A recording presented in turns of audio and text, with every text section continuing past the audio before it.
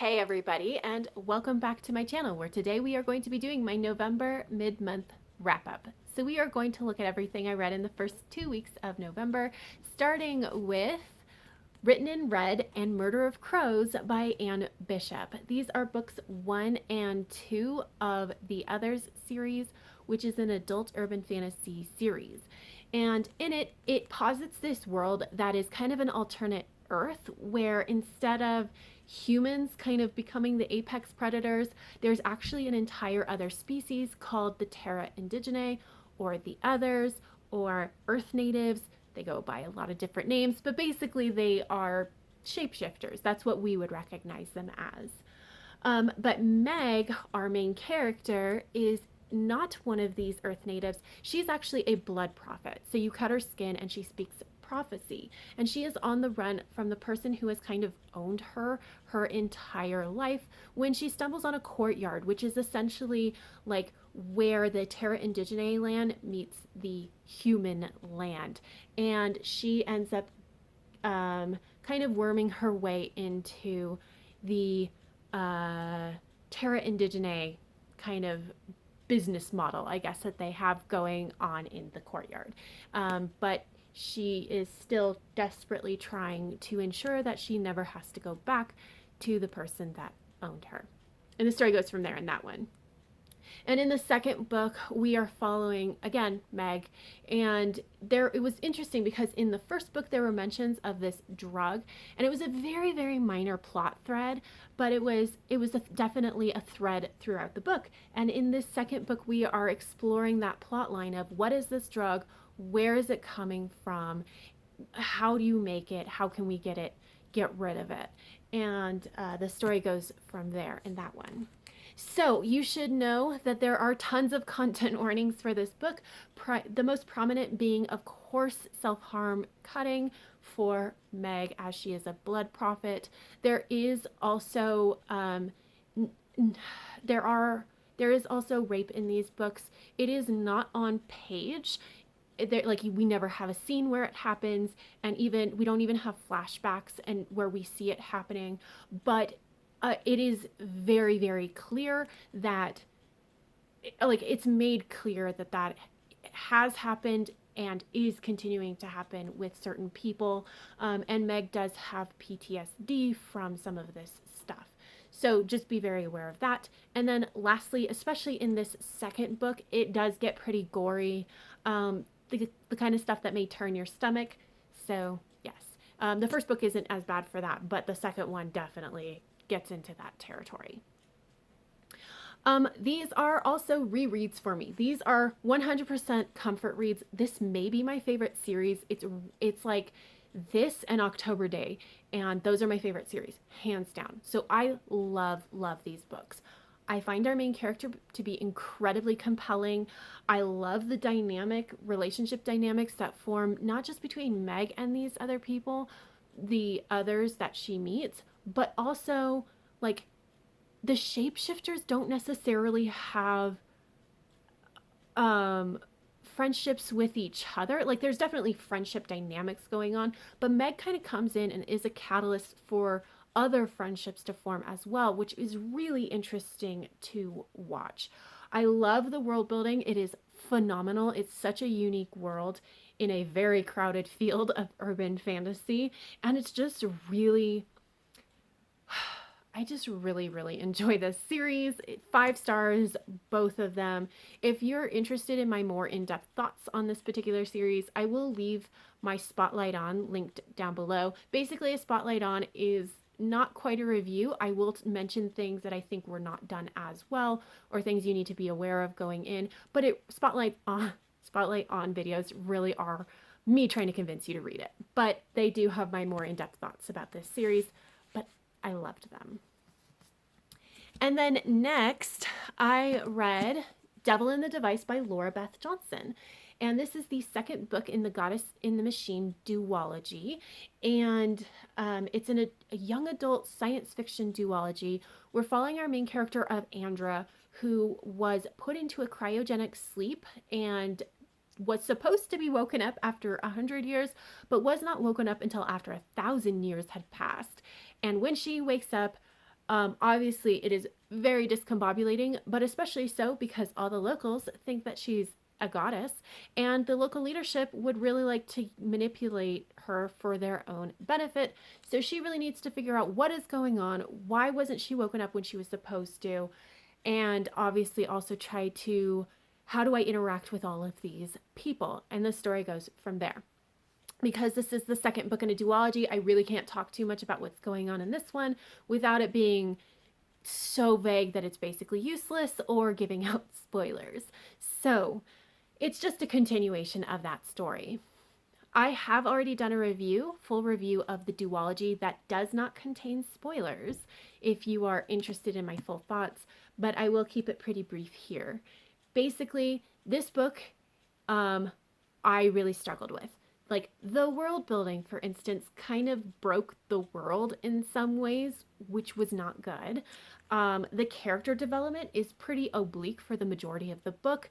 And when we did get some like more plainly stated development of why these characters are doing these things, it was a little bit too little too late.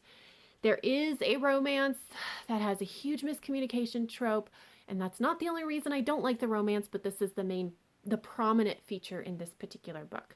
I will say it is a pretty understandable reason why they're not talking because they're teenagers, but it still was a little irritating. The plot was good for a book in general, but not really what you would expect from a duology. Like, it didn't jump into the action in the way that I kind of really thought it would. It did end up being a really nice plot. Like, we had a lot of plot threads laid down in like the first half of the book, and it came together in a really nice way. It's just not what you would expect from a duology. So, so the first half is really slow. Second half picks up. It is dual perspective. What I will say overall for this series is that, or for this particular book, is that it's a good book in general, or it's a okay book in general, but it's not necessarily a great second book in a duology. It was just way too slow. There was nothing happening in the first half and then everything happening in the second half. I will probably like this better on a reread once I kind of know what's going on. But for now, I gave this book 3.5 stars and the series as a whole 3.75 stars. And then the last thing that I read in this first 2 weeks is Minecraft the Mountain by Max Brooks. So this is part of a series of Minecraft books where there's a lot of different authors, but this particular book by Max Brooks is a direct sequel to the first one that he wrote called The Island. So even though it's like number 8 or something in like the Minecraft series, it's the second book in the Max Brooks Minecraft series. Anyway, but this is a direct sequel. So our main character has left the island and is going to explore strange new worlds and find some. And in that strange new place is also a person, and the first person that our main character has kind of run into. And so they need to learn how to be, a good friend essentially to this other person. And the story goes from there. If you liked The Island, you will very much like this book because it's pretty much in the same vein. It's like very, very similar. Just like in the first book, there are lessons in this book. The first book was more like life lessons and how to be more successful at life in general. And this is much more about how to be successful in friendships, which I actually do appreciate because I think the kids that are going to be reading the book at like who are the correct age range for this book, like those are good things to just kind of have and have exposure to.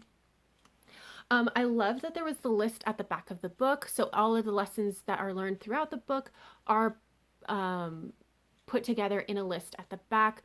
But I also like that it was like these lessons were made very obvious throughout the book, and because we got the accompanying like example of why it's good to do these things, which is really nice if you're a kid and you're like thinking about social interactions, reciprocal social interactions for the first time really. then it's nice to have an example and see that example play out.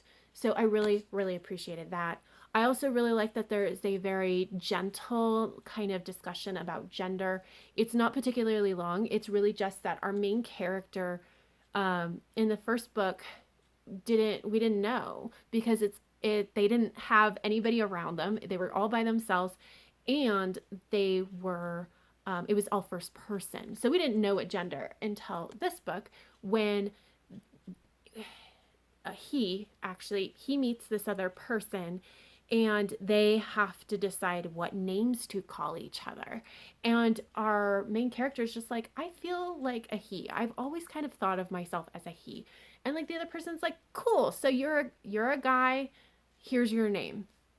And the same thing happens with the other character, although she's just like, I'm a girl. I'm definitely a girl. I want a girl name specifically. And then they move on. So it's not even like they spend a ton of time on it. And it is just very gentle. And again, very, I think, age appropriate. If you haven't talked to your kid about gender and that kind of thing, it's a very gentle introduction to that idea, which I did really appreciate. I think that this book in general is just great for kids. It is not nearly so great for adults. It's just like it was written for kids. So it's just not as enjoyable to read as an adult. But I am really glad that it's out there, and I gave this 3.5 stars. So that is everything that I read for the first 2 weeks of November. Not quite as much as I was hoping for, but I'm really okay with it. Honestly, I just haven't had nearly as much time to read. So there you go. If you are interested in the points that I received for each of these books, I'm going to go into that now. If you don't know what I'm talking about, I'll leave my video on how I decided to assign points for my goals. I'll leave it linked down below. But essentially, Written in Red gave me 1 point. Murder of Crows gave me 2 points because it's the second book in a series. And then Devil in the Device gave me 3 points because it's the last book in a series. And then Minecraft the Mountain gave me 1 point. Now, technically, this should be like, if you're kind of following it, you're like, well, maybe it should be 2 points.